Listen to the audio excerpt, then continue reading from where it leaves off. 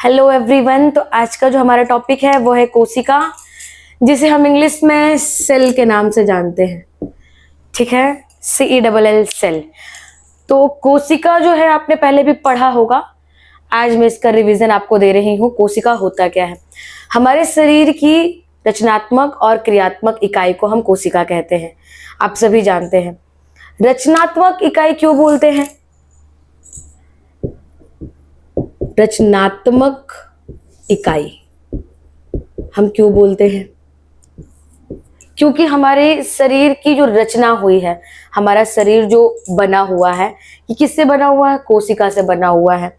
जैसे कि आप जानते हैं, एक घर किससे बना होता है? सबसे जो बेसिक चीज होती है वो क्या होती है? ईंट। वैसे ही हमारा जो बॉडी है, उसका सबसे बेसिक, सबसे इंपॉर्टेंट चीज जिससे हमारी पूरी बॉडी बनी हुई है, वो है हमारी कोशिका। एक एग्जाम्पल हम लेते हैं, जैसे हमारा ह्यूमन बॉडी भी एक कोशिका से बना हुआ है। उस कोशिका को हम क्या बोलते हैं? जाइगोट, है ना। हिंदी में उसको क्या बोलते हैं? युग्मज।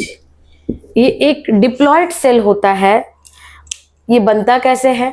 ये बनता है मम्मी के एक और पिता के स्पर्म के मिलने से ये सेल बनता है, और इसी सेल में कंटिन्यू डिवीजन होता है, सेल डिवीजन होता है, कोशिका विभाजन होता है, जिसके बाद सजीवों की पूरी शरीर की रचना होती है। मतलब हम और आप जो इस पूरी रचना, इतने छोटे से जो बड़े हुए हैं, उसकी स्टार्टिंग कहाँ से हुई है? उसकी स्टार्टिंग हमारी जाइगोट से हुई है।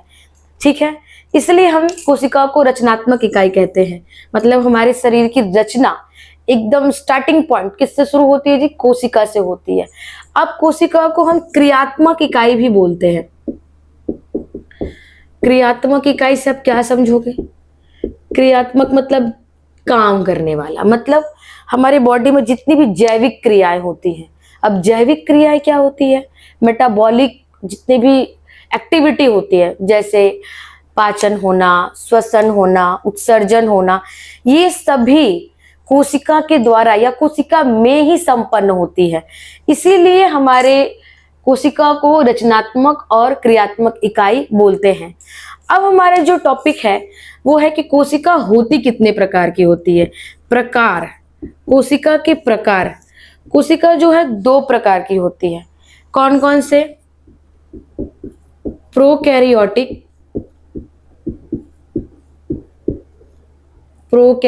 कोशिका और यूकैरियोटिक कोशिका।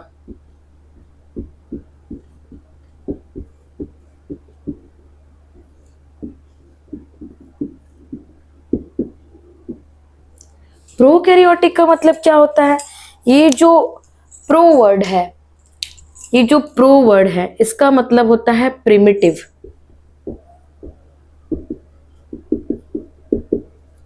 और ये जो कैरियोटिक वर्ड है, इसका मतलब होता है न्यूक्लियस।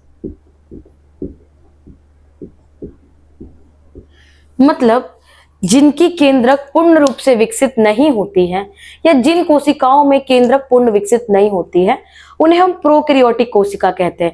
मतलब उनकी जो न्यूक्लियस होगी वो प्रिमिटिव होगी, पूर्ण रूप से विकसित नहीं होगी।